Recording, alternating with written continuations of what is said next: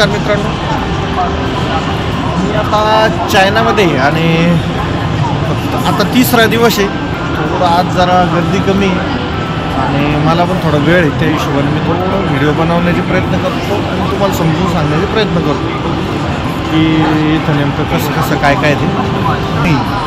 म्हणजे बाहेरच्या कंपन्या आलेल्या आहे, रशिया झाले, त्याच्यानंतर फ्रान्स आहे, जर्मनी, इटली, या इतक्या चांगल्या चांगल्या कंपनी इथं आलेल्या आहे आणि त्यांच्याकडे खूप जबरदस्त अशी क्वालिटी असते खताची. त्या बऱ्याच कंपन्या ते दुसरे तिकडच्या डोममध्ये आहेत त्या कंपन्या. ते चायनाचे याच्यात सगळं फिरलो मी काल, सगळ्यांशी डिस्कशन पण झालं. पण आता सगळे व्हिडिओ दाखवणं शक्य नाही आहे आणि घेणं पण शक्य नव्हतं. त्याच्यामुळं मी जस्ट थोडंसं तुम्हाला आता लक्षात यावं त्या हिशोबाने सगळं दाखवण्याचा प्रयत्न करू. मित्रांनो, चायनामध्ये तुम्हाला असं वाटत असेल की कम्युनिकेशन कशा पद्धतीने केलं, तर चायनाचं अशी एक विशेष गोष्ट आहे की त्यांना इंग्लिश पण येत नाही. जवळपास 99% स्टॉलवरती इंग्लिशसुद्धा कळत नव्हतं. आणि जे बाहेरचे होते समजा जसं की इतर देशातले, तर त्यांना इंग्लिश येत होतं. तिथं इंग्लिशमध्ये आणि थोडंफार ट्रान्सलेट करून असं कम्युनिकेशन होत होतं. परंतु चायनीजमध्ये जे तर चक्क आपल्याला मराठीमध्ये बोलून ट्रान्सलेट करून आणि त्यांचं पण ते त्यांच्या भाषेत बोलून आपल्याला मराठीमध्ये दिसत होतं, ऐकू येत होतं. त्या पद्धतीनं कम्युनिकेशन झालं. कुठेही कम्युनिकेशनला काहीच अडचण आली नाही. मी तुम्हाला त्याचा डेमो दाखवतो. तर समजा मी तिथल्या एका कंपनीच्या प्रतिनिधीशी बोलतोय. समजा, हॅलो सर, तुमच्या खताबद्दल मला माहिती सांगा,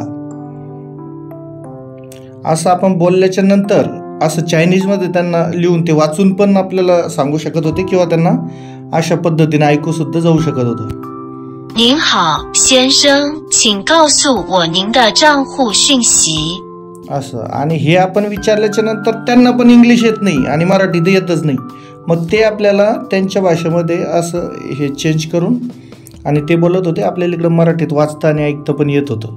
तर अशा पद्धतीनं कुठेही काही भाषेची अजिबात अडचण त्या देशामध्ये आली नाही.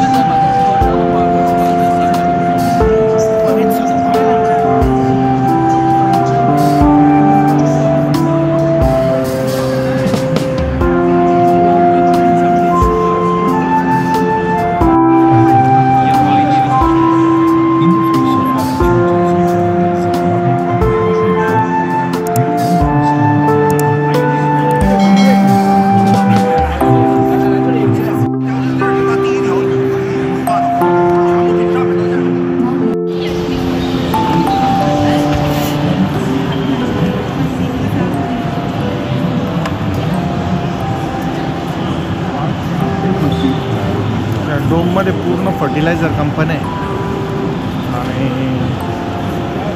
खूप नवीन नवीन खतं, नवीन नवीन टेक्नॉलॉजी इथं आपल्याला पाहायला मिळाली. अतिशय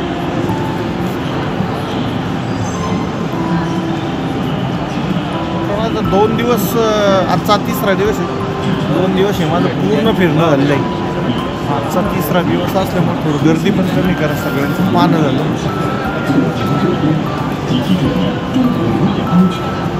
मोठमोठ्या कंपन्या यायची मॅन्युफॅक्चरिंगची.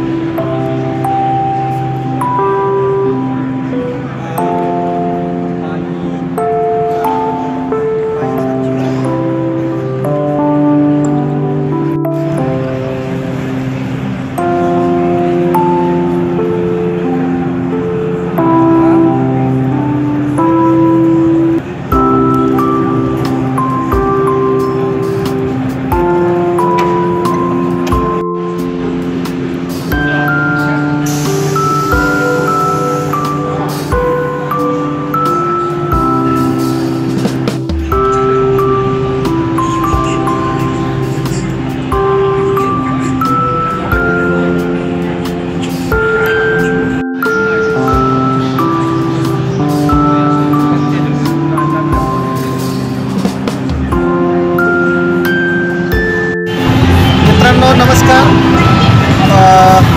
तुम्हाला माहिती मी चायनामध्ये आलेलो गेल्या 3 दिवसापासून. या सगळ्या इथं प्रत्येक गोष्ट जे दिसते ना ती शेती संबंधित व शेती संबंधित जे बिझनेस करतात त्या संबंधित मशिनरींचं आहे.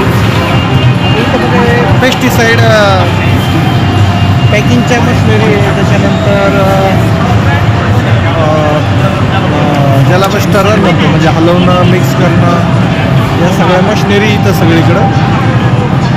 इकडं बॉटल फिलिंगच्या मशीन आहे, जे लेबलिंग वगैरे सगळं ॲटोमॅटिक होतं. कुठेही माणसाची गरज लागत नाही अशा सगळ्या मशिनरी इथं आहे.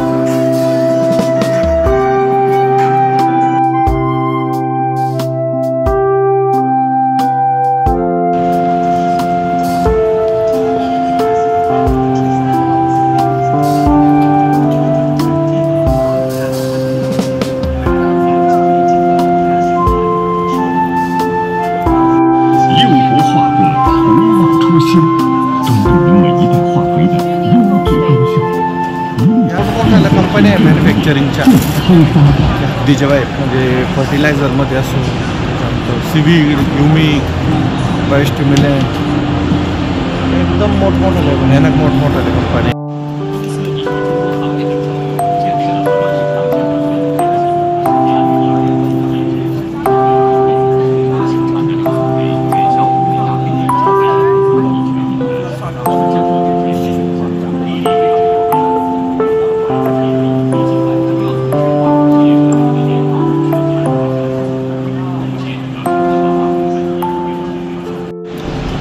मित्रांनो ही जी कंपनी तुम्ही पाहताय ही कोरियाची कंपनी आहे आणि बऱ्याच देशाचे जे हे ते अक्षर चायनीजसारखे जे अक्षर आपल्याला दिसतात ते जवळजवळ बऱ्याच देशाचे मिळते जुळतेचे. बरं तर मला चायनीज वाटत होते पण डिस्कशन केल्यानंतर ते बोलले की आमची कंपनी कोरियन कंपनी आहे.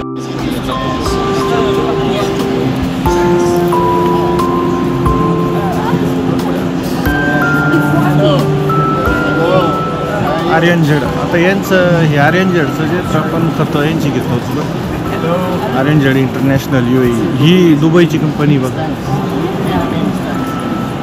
ऑलरेडी आपल्या भारतामध्ये रॉ मटेरियल आपण वापरतो. many different